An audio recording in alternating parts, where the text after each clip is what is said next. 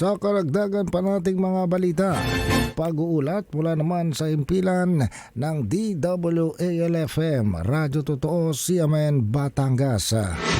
CNN Live Nation. Renz Belda, magandang araw sa iyo. Magandang umaga riyan, magandang umaga Pilipinas.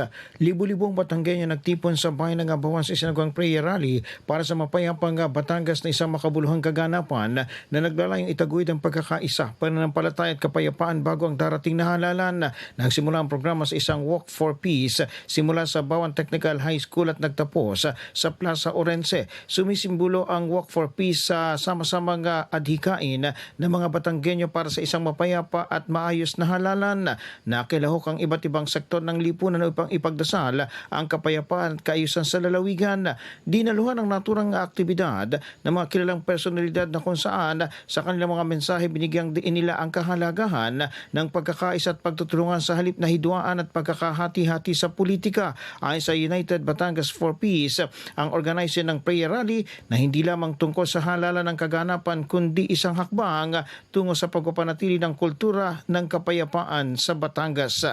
Mula sa DWALFM 95.9, ito si Renz Belda ng CMN Batangas nag-uulat live para sa CMN Pilipinas.